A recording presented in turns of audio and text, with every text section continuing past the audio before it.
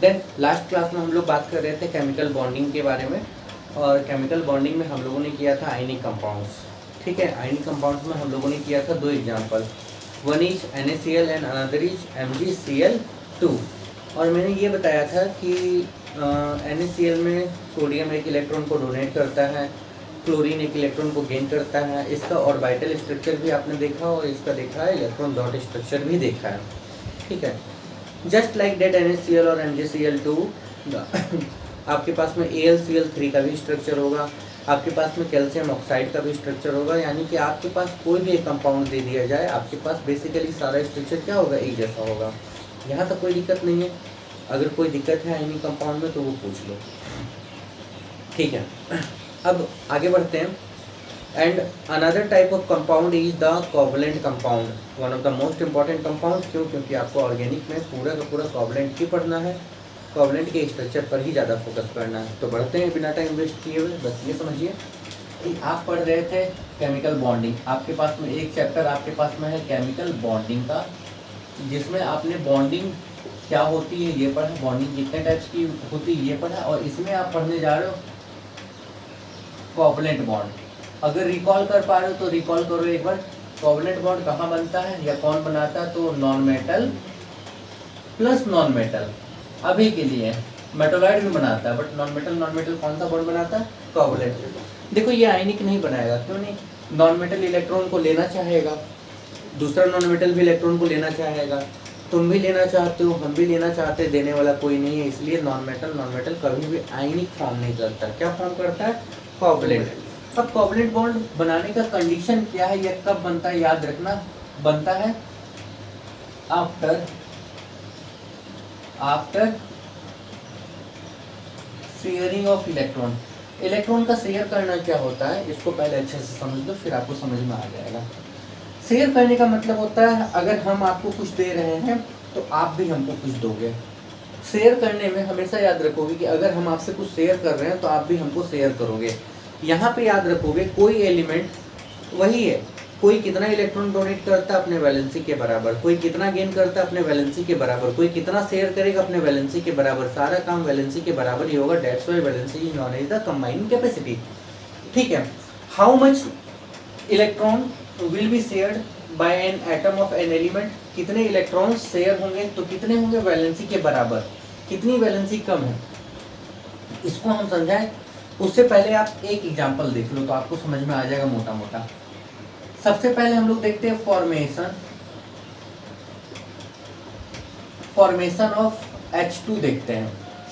अच्छा बताओ H2 में कितना H है? 2। H2 का मतलब हाइड्रोजन कितना है? 2। ठीक है, एक हाइड्रोजन का कॉन्फ़िगरेशन होता है 1, पहले सेल में कितना? 1, एक ही इलेक्ट्रॉन ना। एक और हाइड्रोजन का क्या होता है? 1 होता है। भाई हाइड्रोजन का एटॉमिक नंबर 1 होता है, यही होता है ना। ठीक है, अच्छा पहले सेल में इलेक्ट्रॉन कितना होना चाहिए था? 2। यहाँ पे भी कितना होना चाहिए था? 2। हाइड्रोजन का केस एक्सेप्शन है, हाइड्रोजन कभी लेता है और कभी दे देता है। दैट्स वाई हाइड्रोजन का पोजीशन पता है पीरियोडिक टेबल में फिक्स नहीं है। जब पढ़ोगे पहला चैप्टर तब आपको बताया जाएगा। तो हाइड्रोजन को थोड़ी देर के लिए अभी अलग करो, बट फिलहाल ऐसे समझो कि हाइड्रोजन के इस सेल में क्या चाहिए आपको? 2 इलेक्ट्रॉन चाहिए, और हाइड्रोजन के इस सेल में भी कितना इलेक्ट्रॉन चाहिए? 2 चाहिए। तो ये क्या करेगा, ये हाइड्रोजन एक यहाँ रखो और एक यहाँ रखो, 2 हाइड्रोजन था, एक यहाँ दिखाया एक यहाँ दिखाया। ठीक है, इस हाइड्रोजन के लास्ट में कितना इलेक्ट्रॉन है? 1। इसके भी लास्ट में कितना इलेक्ट्रॉन है? 1। कोई दिक्कत? अब ये दोनों शेयर करेगा, शेयर करने का मतलब इसने अपना 1 इलेक्ट्रॉन इसको दिया, इसने भी दिया, तो यहाँ पे जो एक पेयर बना, इस दोनों पे इसका भी अधिकार है और इस दोनों पे इसका भी अधिकार है। जब तुम किसी के साथ शेयर करोगे, मान लो हमने 5 रुपया दिया, आप भी तो 5 रुपया दोगे ना, टोटल कितना हुआ? 10।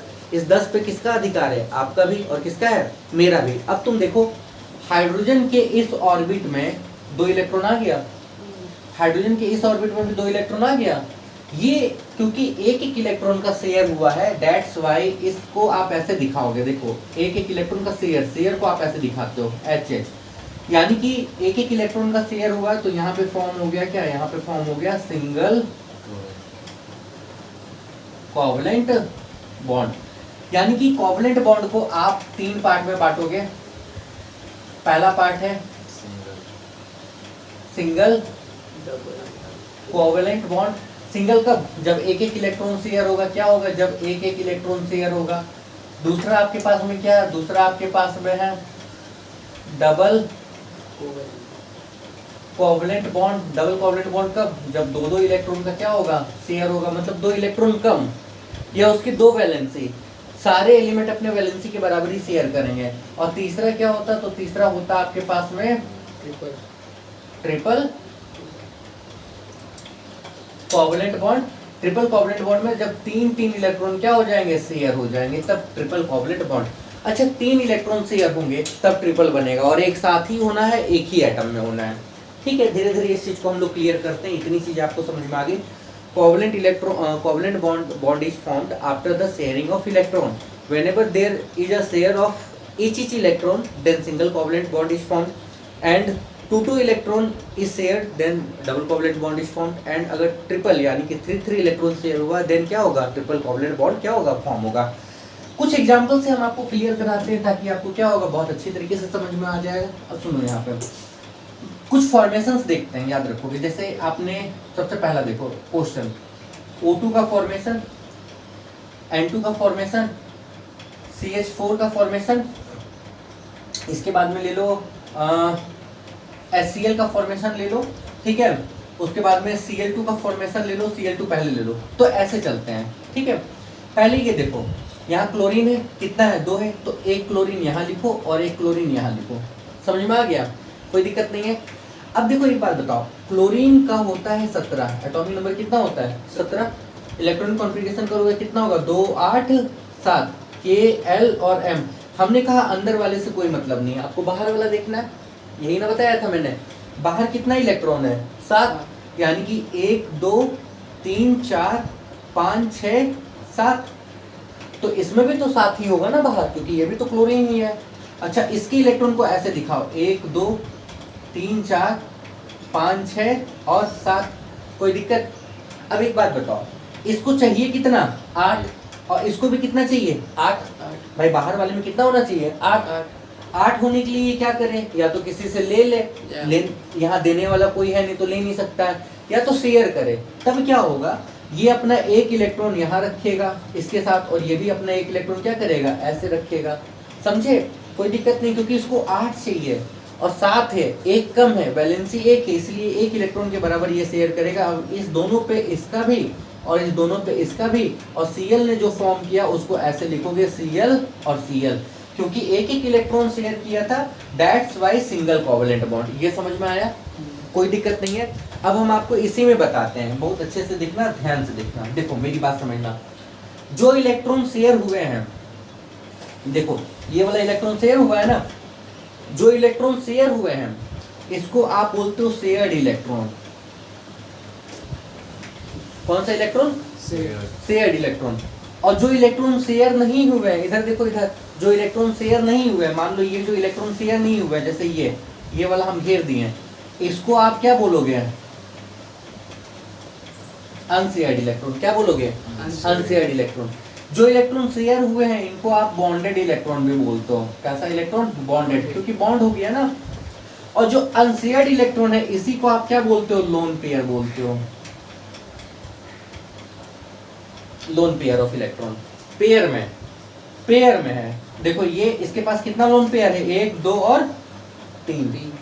लोन पेयर का मतलब पेयर में, तो यहाँ एक बचा, यहाँ एक पेयर हुआ और यहाँ एक पेयर हुआ। समझ गए? अकेले क्या बोलेंगे? अकेले एक सिंगल इलेक्ट्रॉन तो अनशेयर्ड इलेक्ट्रॉन। सिंगल इलेक्ट्रॉन अगर है तो that is the unshared, share नहीं हुआ तो अनशेयर्ड इलेक्ट्रॉन या फ्री इलेक्ट्रॉन। क्या बोलोगे? फ्री इलेक्ट्रॉन, यही ना भाई। यहाँ पे फ्री इलेक्ट्रॉन से ये तो बंध गया ना, समझ में आ गया? कोई दिक्कत नहीं। इसको भी बोल सकते हैं। किसको? इसको नहीं, ये लोन पेयर नहीं है। अब ये तो शेयर्ड हो गया, बॉन्डेड हो गया, ये लोन पेयर नहीं है। समझ गए? कोई दिक्कत नहीं है। आगे बढ़े तो ये आपको क्लोरीन का स्ट्रक्चर समझ में आ गया। चलो दूसरा देख लो आप, यहाँ पे ऑक्सीजन देख लो।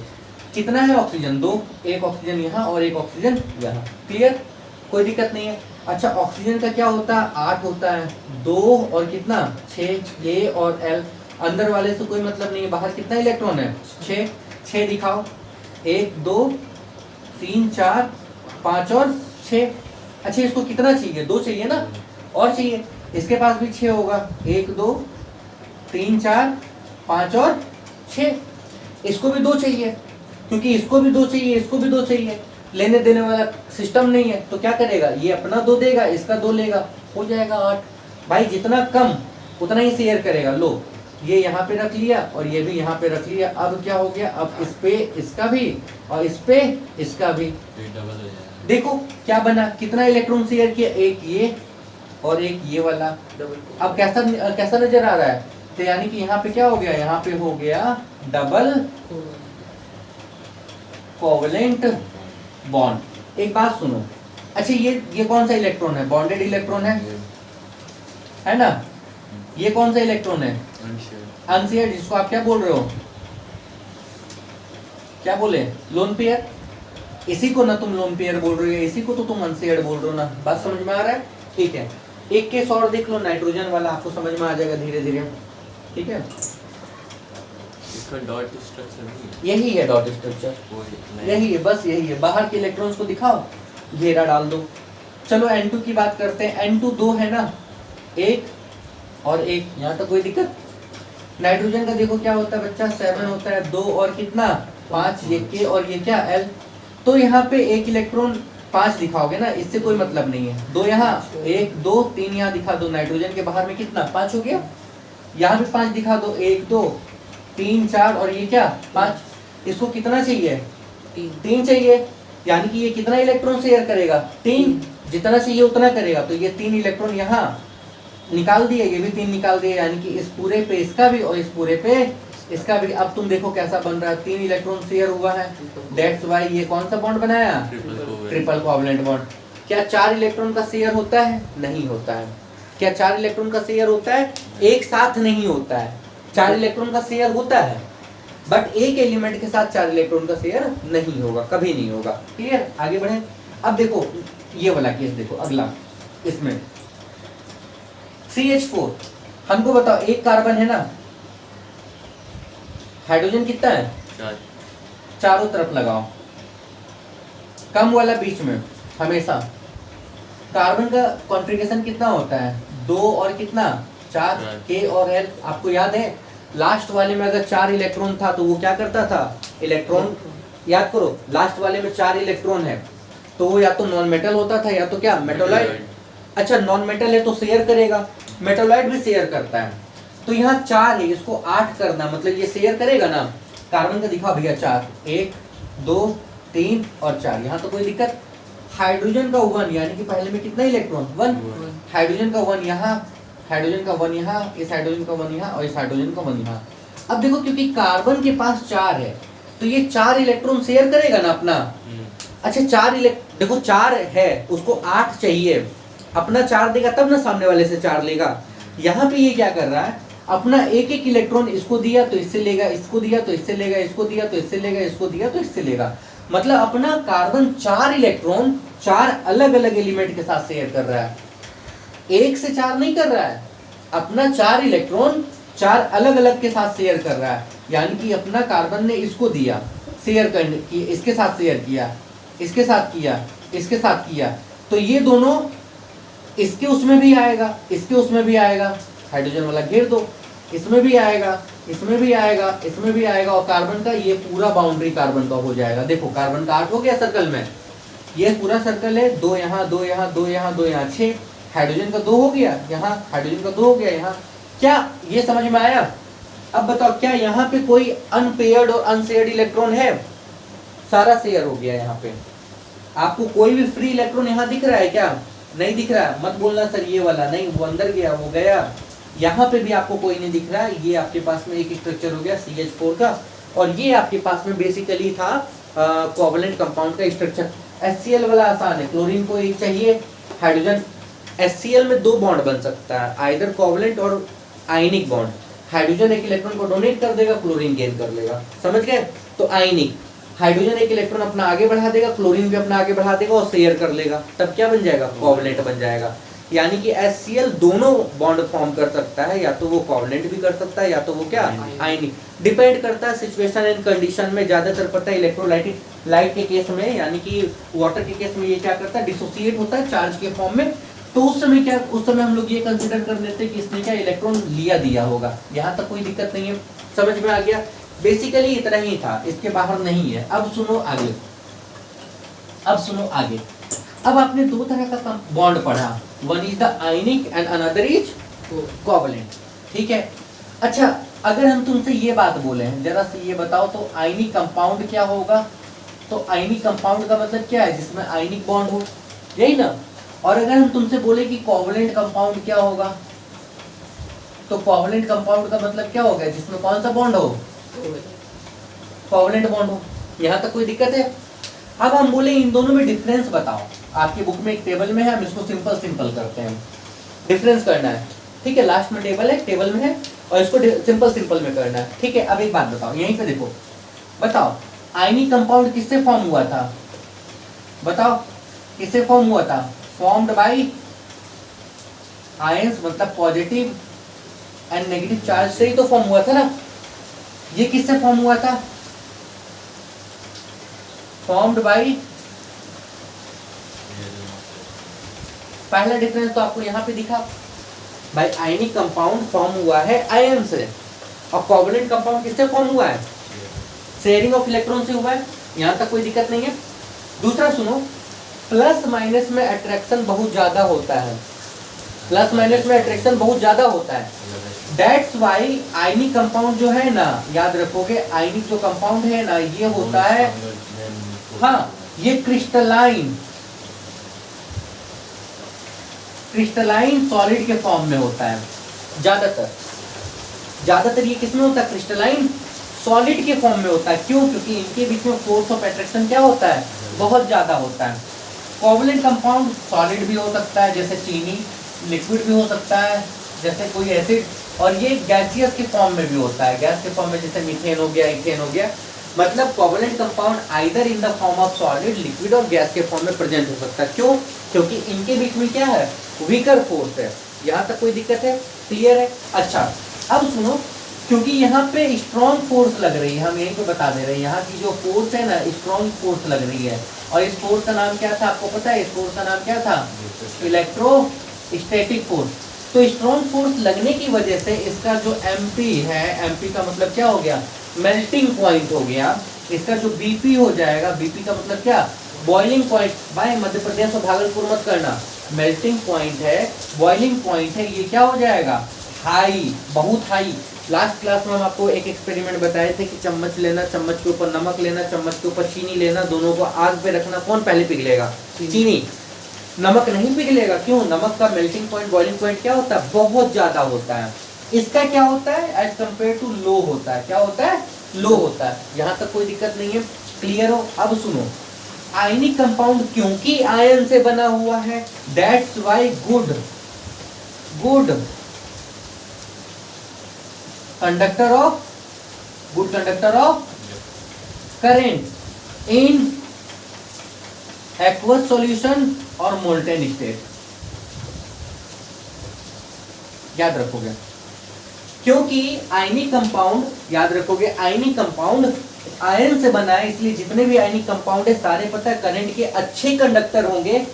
एक्वस सॉल्यूशन में पानी होना चाहिए, और क्या, या तो मोल्टेन स्टेट में होना चाहिए। याद रखोगे, मोल्टेन स्टेट में फ्री आयंस आ जाता है, एक्वस सॉल्यूशन में ये डिसोसिएट होता है। इसको इलेक्ट्रोलाइट में पढ़ाएंगे, बट याद रखना कोवलेंट कंपाउंड में आयंस नहीं होते हैं समटाइम्स बनता है, लेकिन जनरली नहीं होता है। इसलिए इसको हम लोग कंसिडर करते हैं कि ये वीक कंडक्टर है। कंडक्ट करता है, ऐसा नहीं करता है, पर बहुत कम करता है। ये करंट को पास करेंगे पर बहुत कम करेंगे, याद रखना। कोई दिक्कत है? आगे बढ़े। अब सुनो, आयनिक कंपाउंड जनरली आयनिक सॉल्वेंट में डिसॉल्व होता है। इसका क्या मतलब है? इसका मतलब है जैसे अगर NaCl ले लो तो नमक H2O में डिसॉल्व होगा। देखो ये आयनिक है, ये भी क्या है? आयनिक में डिसॉल्व होता है। याद रखोगे, आयनिक क्या होता है? आयनिक में डिसॉल्व होता है, ठीक है। जैसे MgCl2 है, ये इसमें डिसॉल्व हो जाएगा। जैसे अगर हम लोग को यही बात बोल दें कि NaCl है, ये क्या CH4 में डिसॉल्व होगा? नहीं होगा। क्या केरोसिन में डिजोल्व होगा? नहीं। नमक पेट्रोल में कभी नहीं घुलेगा, पेट्रोल कोवलेंट है, याद रखोगे। आयनिक कंपाउंड आयनिक सॉल्वेंट में डिजोल्व होता है। वैसे ही तुम्हारे पास में यहाँ पे जो कोवलेंट कंपाउंड है, कैसा कंपाउंड है? कोवलेंट कंपाउंड है, याद रखोगे। जो कोवलेंट कंपाउंड है ये किसमें? कोवलेंट सॉल्वेंट में डिजोल्व होता है, ठीक है। आयनिक वाला किसमें डिजोल्व होता है? आयनिक में। कोवलेंट वाला किसमें डिजोल्व होता है? कोवलेंट में, याद रखोगे। बट कुछ एक्सेप्शन है, केमिस्ट्री में आपको हर जगह एक्सेप्शन मिल जाएगा, इस वाले केस में आपको एक्सेप्शन मिलेगा। कैसे? सुनो, चीनी कौन सा है? कोवलेंट है। क्या चीनी वाटर में नहीं घुलती है? बहुत अच्छे से घुलती है। वाटर क्या है? आयनिक है ना। अच्छा, एक और, ये दुनिया का सबसे बेस्ट जोड़ी है, अल्कोहल और पानी। अल्कोहल कैसा है? कोवलेंट। और पानी कैसा हो गया? आयनिक। पूरा देश सैयारा देख के रो रहा है। इतना तो आपको समझ में आ गया होगा ना, एक मूवी आया है छपरी टाइप का, सैयारा। नई रील्स देखे ये सब? देखो बच्चा, किस दुनिया में हो तुम लोग? आदमी वो मूवी देख रहा है, छाती पटक पटक के रो रहा है। ट्रू लव, काहे का लव? यहाँ लव देखो, ये दूसरा कोवलेंट और ये क्या? आयनिक। और ये दोनों बहुत अच्छे से डिजोल्व होता है। अल्कोहल समझ रहे हो ना? इसी तरीके से ग्लूकोज, इसी तरीके से देख लो, यहाँ पे और एक्सेप्शन है। ग्लूकोज लो, ग्लूकोज किसमें? पानी में नहीं घुलता है। ऐसे भी water is the universal solvent, कहते हैं पानी में दुनिया का हर चीज घुल जाता है, समझे। बट पानी के अलावा अगर कोई तुम दूसरा आयनिक सॉल्यूशन लोगे उसमें भी ये घुल जाएगा। ग्लूकोज आपके पास में क्या है? कोवलेंट है, और ये क्या है? आयनिक है। मेरे कहने का ये मतलब था, आयनिक कंपाउंड जनरली आयनिक सॉल्यूशन में डिजोल्व होते हैं, कोवलेंट जनरली कोवलेंट सॉल्यूशन में या सॉल्वेंट में डिजोल्व होते हैं। बट कुछ एक्सेप्शंस है, जैसे कि शुगर हो गया, जैसे कि आपके पास में अल्कोहल हो गया, जैसे कि ग्लूकोज हो गया, जैसे कि कार्बोक्सिलिक एसिड हो गया, फॉर्मिक एसिड हो गया, जैसे कि जितने भी ऑर्गेनिक एसिड है ज़्यादातर वो घुल जाते हैं। दुनिया का सारा तेल आपस में घुल जाएगा। पेट्रोल में डीजल मिला लो, डीजल में केरोसिन मिला लो, केरोसिन में तुम वैक्स मिला लो, सरसों के तेल में मूंगफली का तेल मिला लो, डालडा में तुम घी मिला लो, घी में डालडा मिला लो। ये सारे ऑर्गेनिक हैं, कोवलेंट है, सारे कोवलेंट एक दूसरे में घुल जाएंगे, याद रखोगे, ठीक है। सारे कोवलेंट एक दूसरे में घुल जाएंगे, सारे आयनिक एक दूसरे में घुल जाएंगे। बट कुछ कोवलेंट ऐसे हैं जो आयनिक में घुल जाते हैं, और कुछ आयनिक ऐसे हैं जो कोवलेंट में घुल जाते हैं। आई होप आपको यहाँ तक कोई दिक्कत नहीं है, कोई परेशानी नहीं है।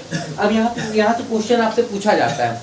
क्वेश्चन क्या पूछा जाता है? पहला क्वेश्चन तो ये पूछा जाता है कि ऐसा क्यों होता है? आयनिक आयनिक में घुलता है, कोवलेंट कोवलेंट में घुलता है, लेकिन कुछ कोवलेंट आयनिक में घुलता है, क्यों? तो इसका रीजन आप आगे पढ़ोगे, that is the hydrogen bond. ये हाइड्रोजन बॉन्ड बना लेते हैं, इस वजह से घुल जाते हैं। आगे पढ़ोगे, अभी नहीं।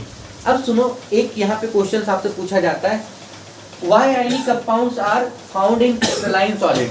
ठीक है, आयनिक कंपाउंड क्रिस्टलाइन सॉलिड में क्यों पाया जाता है?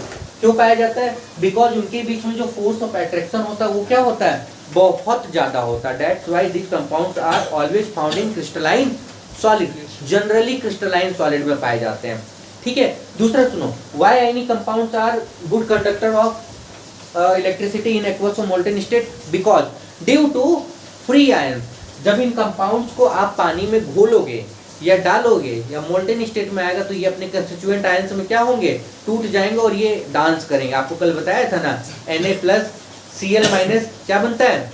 NaCl बनता है। और जब ये टूटता है तो किसमें टूटता है? Na+ और Cl- में। ठीक है, इतनी चीजें आपको समझ में आ गई। एक आपके पास में बच रहा है कोऑर्डिनेट बॉन्ड।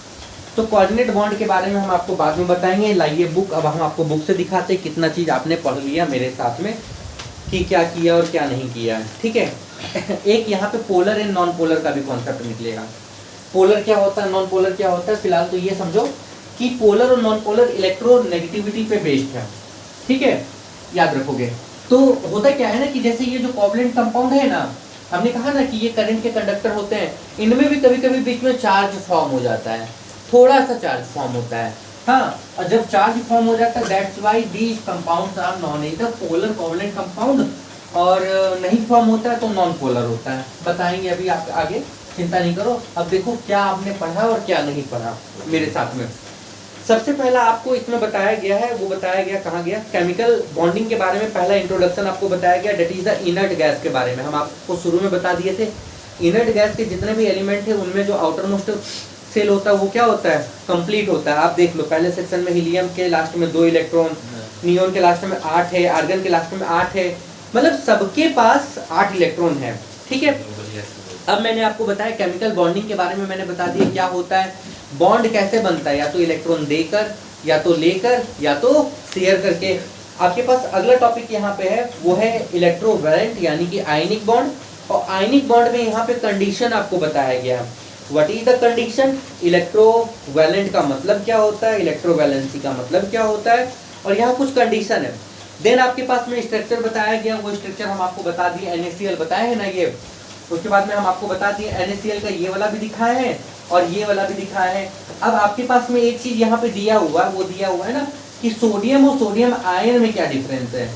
भाई सोडियम से सोडियम आयन बनता है, सोडियम ने एक इलेक्ट्रॉन को डोनेट किया तो क्या बना, सोडियम आयन बना। इन दोनों में डिफरेंस क्या है वो चीज आप यहाँ पे देख लेना एक बार। ठीक है, अब सुनो, इसके बाद में दूसरा आपके पास में है MgCl2 का स्ट्रक्चर, ये भी मैंने बता दिया। कैल्शियम ऑक्साइड बिल्कुल वैसे ही है, तुम लोग कर लोगे। यहाँ पे एक टॉपिक निकल के आ रहा है, one is the redox reaction, जिसमें 2 पार्ट आपको मिलेगा, one is the oxidation and another is reduction. ये हम अभी बोर्ड पे आपको बता देते हैं। ठीक है, इसके बाद आपके पास में है covalent molecular bond. Covalent bond को दूसरे नाम से जानते हो, that is the molecular bond. Molecule में जो होते हैं आप उसको मॉलिक्यूलर बॉन्ड बोलते हो। कोवलेंट बॉन्ड बनता है इलेक्ट्रॉन के शेयर करने पे। अगर एक इलेक्ट्रॉन शेयर हुआ दैट इज द सिंगल, 2 हुआ तो डबल, 3 हुआ तो ट्रिपल। तीनों का एग्जांपल हमने आपको बता दिया है। एक पोलर एंड नॉन पोलर भी मैंने ऐसे ओरल बता दिया, बाकी स्ट्रक्चर यहाँ पे दिया वो आप देख लोगे। ये मैंने डिफरेंस बताया, जिस डिफरेंस को आप लोग पढ़ोगे, पढ़ के आपको समझ में आ जाएगा, कुछ खास नहीं है। पहला नेचर बताया था, नेचर मतलब किससे बना हुआ। दूसरा boiling point and melting point बताया था। आयनिक का ज्यादा होता है, कोवलेंट का क्या होता है, कम होता है। इलेक्ट्रिक कंडक्टिविटी बताया, आयनिक कंपाउंड्स क्या होते हैं, करंट को ज्यादा पास करते हैं, कोवलेंट कंपाउंड क्या होते हैं, कम पास करते हैं। डिसोसिएशन मतलब टूट जाना, आयनिक कंपाउंड्स क्योंकि आयन से बने होते हैं तो ये टूट के अपने आयंस को प्रोड्यूस करते हैं, याद रखोगे। सॉलिबिलिटी बता दिया। Rate of reaction, rate of reaction का मतलब होता है कौन कितनी तेजी से रिएक्शन देगा, तो आयनिक कंपाउंड्स क्या करते हैं, ज्यादा तेजी से रिएक्शन देते हैं। ठीक है, इसके बाद आपके पास एक निकल के आता है coordinate bond, that is the dative bond. ये हम आपको कल या अगली क्लास में बताएंगे, उससे पहले आप मेरे साथ देख लो रेडॉक्स रिएक्शन, इसको पहले देख लो। बाकी चैप्टर आपका खत्म, चैप्टर में कुछ नहीं है, आप line to line point to point read करो, कोई डाउट होगा तो वो हमसे कंसल्ट कर लोगे। पहले देखो रेडॉक्स रिएक्शन, इधर देखो। अच्छा, एक चीज हम आपको और बताते हैं, या हम यहाँ बताएं या छोड़ दें। रेडॉक्स रिएक्शन आपको मिलेगा ये चैप्टर क्या नाम है, इलेक्ट्रोलाइसिस में, तो यहाँ छोड़ देते हैं, वहाँ हमको फिर से बताना होगा। तो रेडॉक्स रिएक्शन जो है, देखो आप ऐसे समझ लो, सुन लो, फिर हम आपको बताएंगे, वो हम आपको उस चैप्टर में बताएंगे। रेडॉक्स रिएक्शन में 2 चीज होता है, एक होता है ऑक्सीडेशन, एक होता है रिडक्शन। जब ये दोनों अकेला अकेला हो सकता है, ऑक्सीडेशन अकेले हो सकता है, रिडक्शन भी अकेले हो सकता है, बट जब दोनों साथ में होने लगे तो रेडॉक्स रिएक्शन। ऑक्सीडेशन का मतलब होता है ऑक्सीजन का ऐड हो जाना, याद रखोगे सीधा। अगर किसी से ऑक्सीजन जुड़ जाए तो उसका मतलब क्या होता है, ऑक्सीडेशन। और हाइड्रोजन अगर हट जाए तो ऑक्सीडेशन, जस्ट उल्टा, ऑक्सीजन जुड़ेगा तो हाइड्रोजन हटेगा। यहाँ तक कोई दिक्कत नहीं है, क्लियर हो। अच्छा, ऑक्सीडेशन का मतलब होता है ऑक्सीजन का जुड़ना और हाइड्रोजन का हटना, दोनों होगा तभी, दोनों में से कुछ भी हो। अगर हाइड्रोजन भी है, अगर हाइड्रोजन है तो हाइड्रोजन हटना चाहिए, और अगर ऑक्सीजन है तो ऑक्सीजन जुड़ना। अच्छा, यहाँ पे रिडक्शन में क्या है, इसमें ऑक्सीजन जुड़ रहा था तो इसमें ऑक्सीजन हटना चाहिए, इसमें हाइड्रोजन हट रहा तो इसमें हाइड्रोजन क्या होना चाहिए, जस्ट उल्टा होता है। आप एक याद रख लो, दूसरा ऑटोमेटिक है। तीसरा केस आपके पास में होता है, किसी भी एलिमेंट से अगर इलेक्ट्रॉन डोनेट हो जाए तो उसका ऑक्सीडेशन हो रहा है। इलेक्ट्रॉन का डोनेट होना और गेन करना क्या होता है, रिडक्शन होता है। तो बच्चों इस चीज को हम लोग करेंगे इलेक्ट्रोलाइसिस में, क्योंकि वो भी एक बड़ा चैप्टर है, वो भी acid base salt chemical bonding और इस टॉपिक पे बेस्ड हो जाएगा। तो आपको वहाँ पे हर चीज़ समझ में आ जाएगा। यहाँ जो टॉपिक छूटेगा ये सारा टॉपिक वहाँ पे जाएगा। तो इसी सीक्वेंस में हम लोग चलेंगे, एक टॉपिक मल्टीपल टाइम नहीं करके आप वही करोगे। मैंने मोटा मोटा आपको बता दिया तो आपको मोटा मोटा समझ में आ गया होगा। बाकी एक टॉपिक आपके पास में बचा है, that is the coordinate bond, और कोऑर्डिनेट बॉन्ड के बारे में हम लोग अगली क्लास में करेंगे, अच्छे से करेंगे। याद रखो पीवाईक्यू अगर आप पलट के देखोगे तो पीवाईक्यू में केवल इस चैप्टर से बॉन्डिंग पूछा गया है या डिफरेंस पूछा गया। आजकल कॉन्सेप्चुअल क्वेश्चन आ रहे हैं जैसे कि why ionic compounds are the good conductor of electricity. अच्छा एग्जाम्पल या कुछ क्वेश्चन आपसे ऐसे बोल दिया जाए, कोई ionic compound in solid state है, क्या ये करंट को पास करेगा? नहीं करेगा। क्यों नहीं करेगा? सॉलिड स्टेट में उसके आयन क्या है, क्या है, पैक्ड है। ठीक है, आयनिक कंपाउंड करंट को तभी पास करेगा जब वो क्या हो, आइदर एक्वस और क्या मोल्टेन। एक्वस का मतलब हो रहा है कि वहां पे पानी मौजूद है। कभी भी अगर AQ एक्वस मिल जाए तो इसका मतलब वहां पे पानी क्या है, मौजूद है। तो ये याद रखोगे। फिर हम आपको जस्ट इसके बाद जो चैप्टर आपके पास निकल के आएगा वो बता देंगे, इसमें कोई दिक्कत नहीं है। यहाँ तो कोई दिक्कत नहीं है। ठीक है बच्चों, मिलते हैं आपसे अगले क्लास में।